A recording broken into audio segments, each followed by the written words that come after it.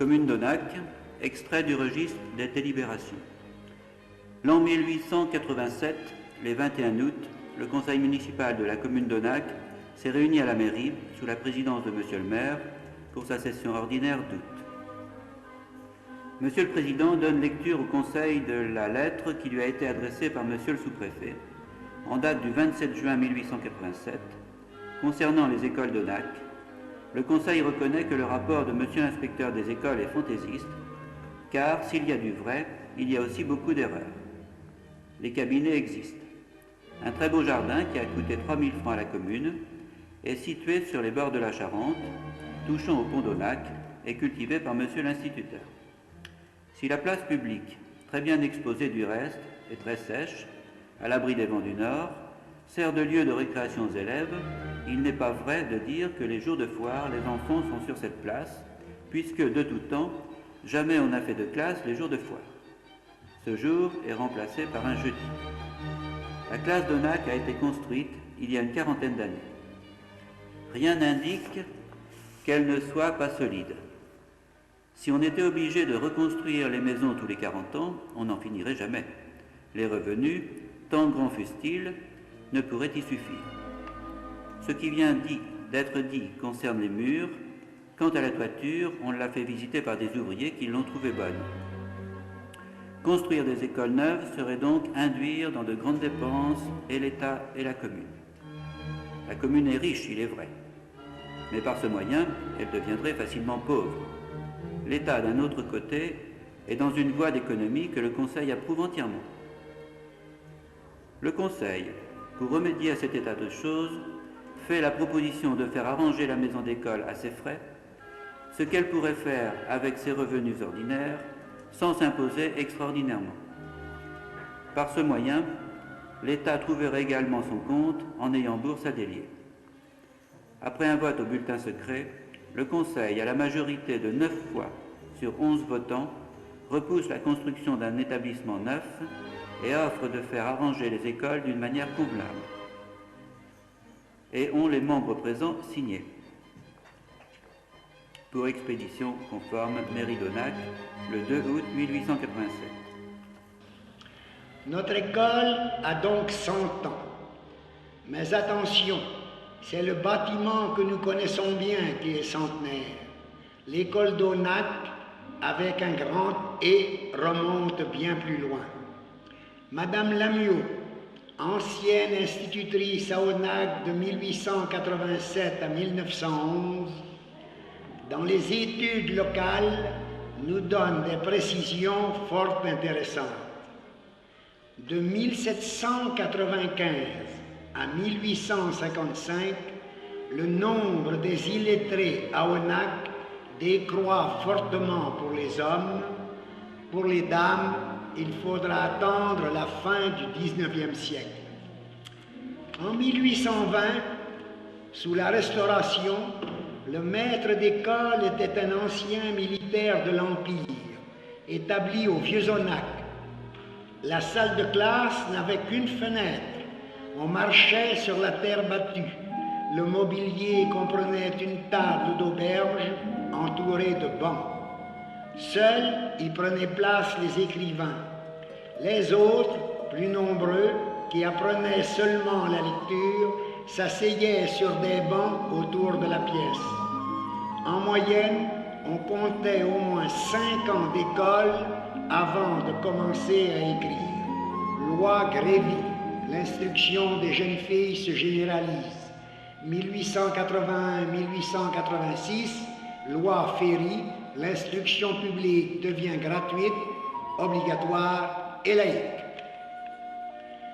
À Onac, au moment du cinquantenaire de notre école en 1940, nous connaissions une bien sombre période. Les Allemands occupaient les lieux, ne laissant qu'une seule place aux élèves. Les petits venaient le matin, les grands l'après-midi. En 1941, forçant un peu les consignes, nous sommes revenus dans l'école qui reprit une vie presque normale compte tenu des nombreuses restrictions que tous nous subissions. À la Libération, nos activités scolaires reprirent et s'améliorèrent. Terminé pour les élèves le balayage des classes, la corvée du poêle, une femme de service payée par la commune en avait la charge. Bientôt, l'électricité arrivera dans les classes et l'eau courante suivra. Aux activités scolaires viennent s'ajouter les extrascolaires, destinés aux élèves entrés dans la vie pratique, cours agricoles et ménagers, cours professionnels de la Chambre des métiers. La durée de la scolarité s'allonge. De 12 ans, l'âge limite passe à 13, puis à 14 ans. Avec l'ouverture des collèges, il est maintenant de 16 ans. Peu d'élèves, au milieu du siècle, poursuivaient leurs études au-delà du primaire. Beaucoup se contentaient du bon vieux certificat d'études, qui à son tour vient de disparaître. On trouve des diplômes à la brocante. À partir des années 50, l'évolution s'accélère. L'entrée en sixième s'organise. Chaque canton a son collège. Surgissent aussi des lycées dont certains accueillent des milliers d'élèves. Par contre, les petites écoles rurales, dont beaucoup à classe unique, sont menacées. Nombreuses sont celles qui ont disparu. À notre départ, en 1953, les maîtres, pour des raisons diverses, familiales entre autres, effectuent de courts séjours à Onac, jusqu'à l'arrivée en 1958 d'une normalienne, enfant du pays et fille d'institutrice. Bien conseillée par sa maman, secondée par des collègues compétents, sauf pendant 1 an de classe unique, animée par un dévouement exemplaire et de solide qualité pédagogique, elle obtiendra les résultats que nous savons tous. Permettez-moi, mademoiselle Bronzac, de vous adresser ainsi qu'à vos dévoués collaborateurs nos très chaleureuses félicitations et nos très vifs remerciements. L'école d'Onac connaît alors une extension exceptionnelle. Il lui faut accueillir les petits voisins dont les écoles, hélas, sont disparues. De nouveaux maîtres arrivent. Une classe enfantine accueille les petits. Un restaurant scolaire ouvre ses portes. En 1937, à notre arrivée, M. Mandon, que les anciens ont bien connu, affirmait qu'Onac était le plus beau poste du Rufisquois. En 1990, sans vouloir vexer personne, nous constatons que cette école est une des plus belles et des meilleures de tout l'Angoumois. Que soient remerciés tous ceux qui ont contribué à son essor, messieurs les maires et leurs municipalités, les autorités académiques, mais aussi la population dans son ensemble, bien consciente de l'avenir de ses enfants.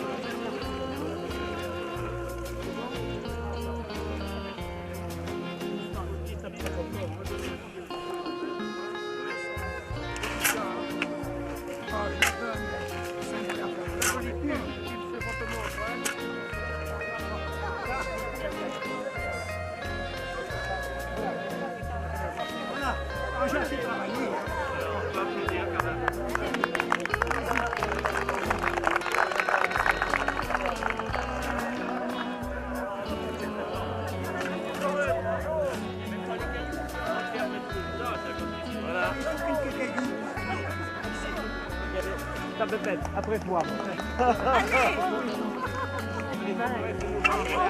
Attends. Pour les chefs, pour les autres. On est pour les autres. Ah ouais. On passe une photo.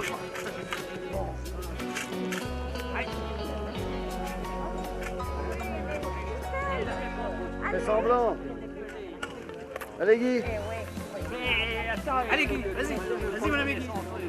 Oui. Voilà.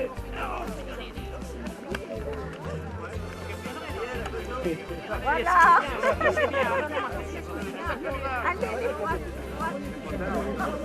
Attendez. Un peu de difficulté. Et de là, c'est... Oh le même en l'air.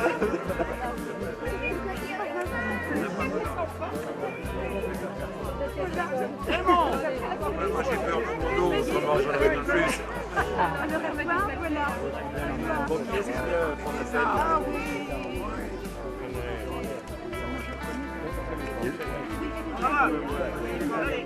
Non, jamais.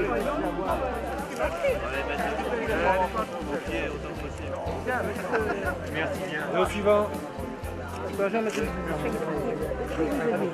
Oui. Oui, ça je t'ai pas vu. Ah, Je t'ai pas vu. oui, mais maintenant, voilà. Oui, je comprends. Il faut l'inspiration, mais la oui, ça c'est vrai.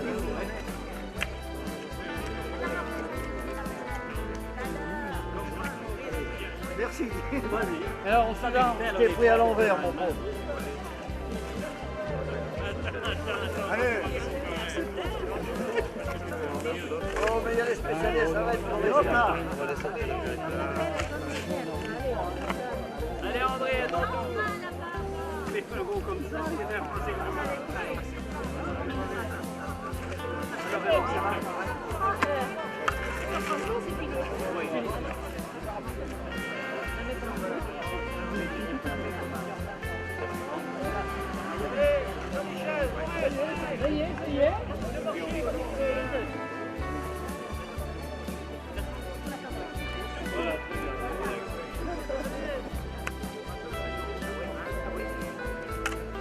Jean-François. Allez, Jean-François.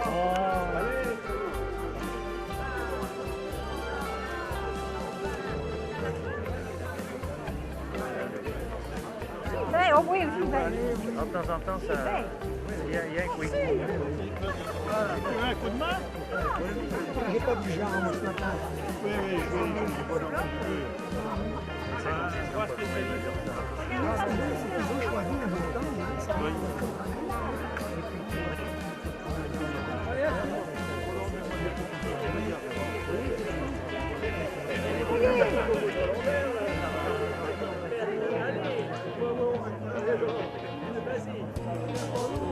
n'est-ce pas? Peut-être pas pour... Pas pour...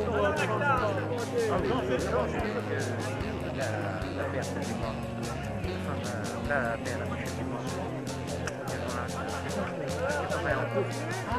Avec Noël. Quelqu'un d'autre? Pour commencer. Il y a plus de volontaires? Comment? Mais vous savez, c'est dur, hein? Ouh, c'est pas vrai. Comme ça. Allez.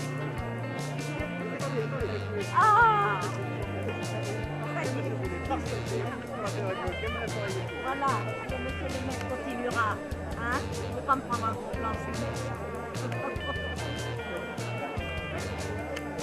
Voilà.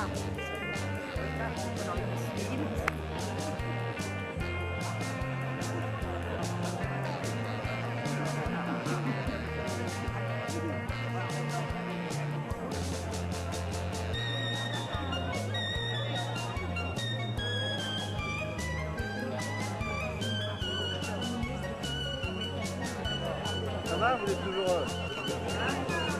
Hop.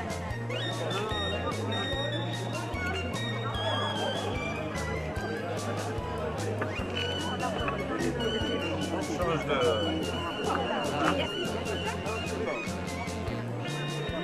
Il y a les yeux qui prennent partout.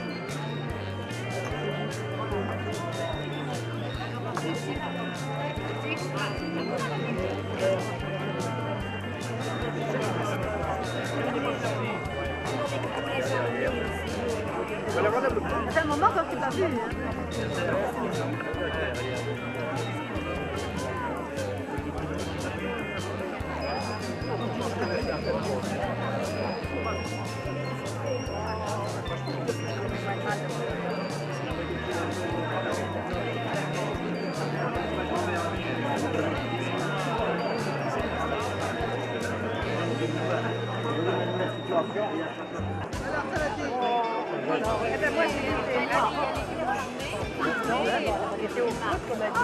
Ils sont vraiment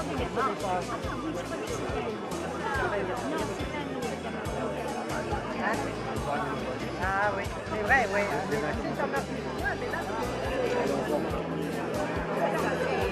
la panza et ça.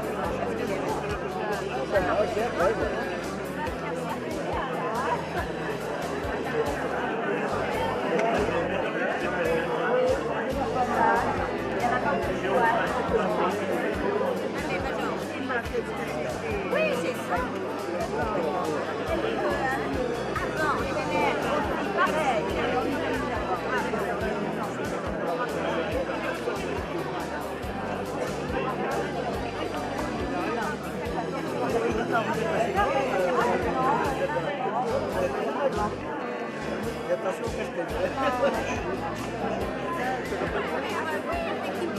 Avant,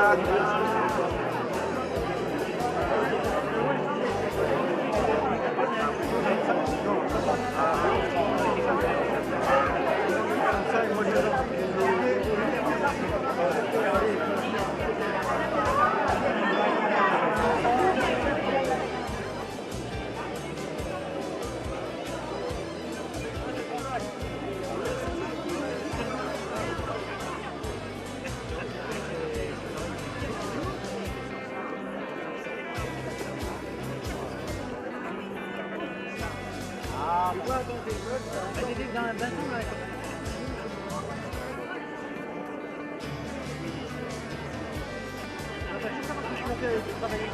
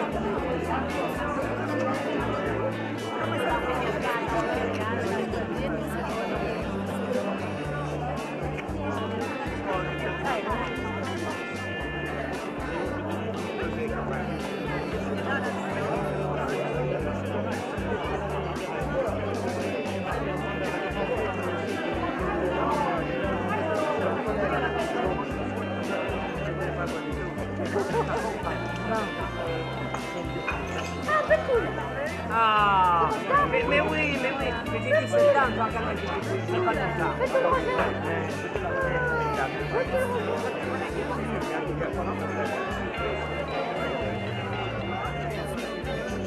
Ah oui, oui.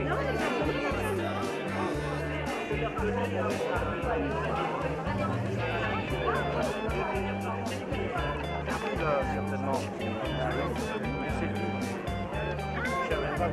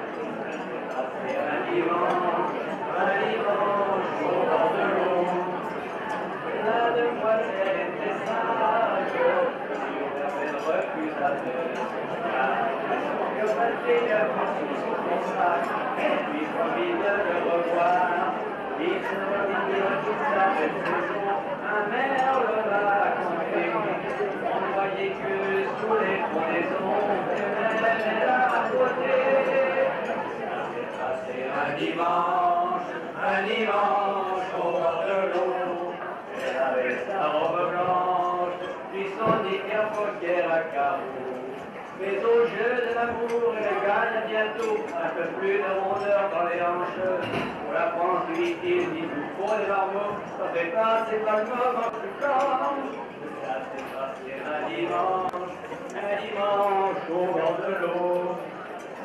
Pour que l'enfant eût à faire, le père étant sa neveu.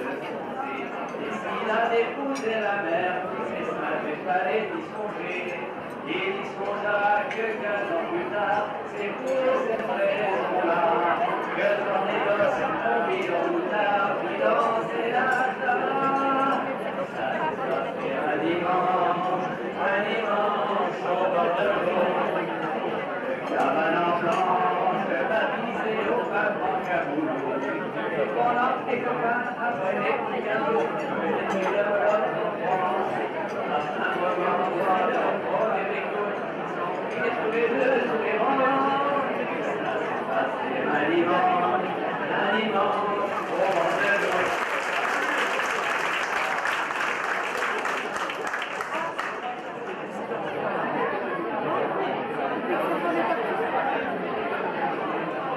Pour moi, c'était le paradis et j'ai fait le tour de la France.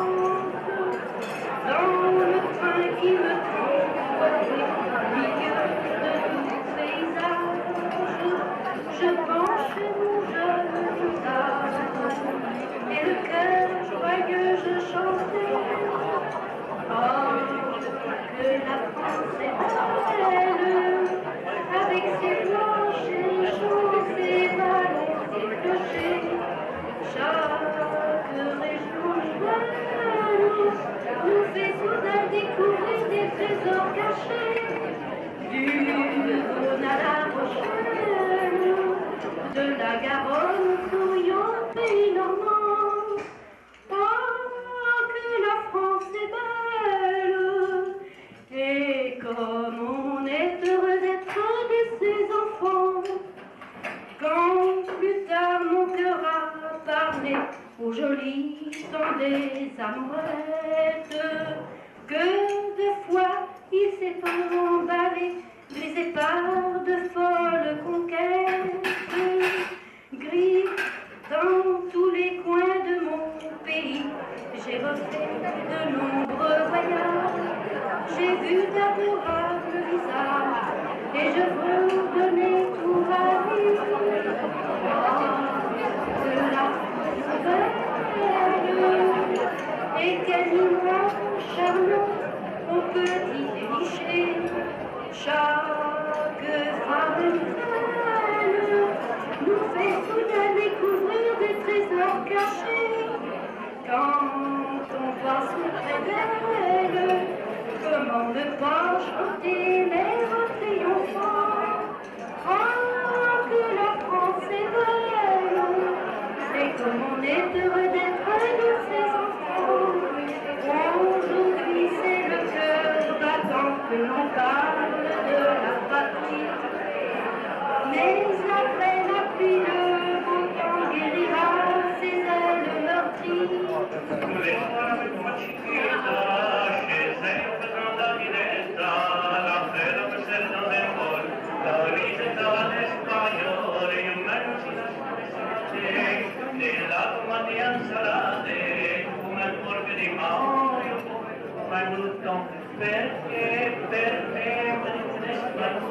Perché dopo San Fratelli la Corcete, e le quando meglio che qua, per poi un po' di come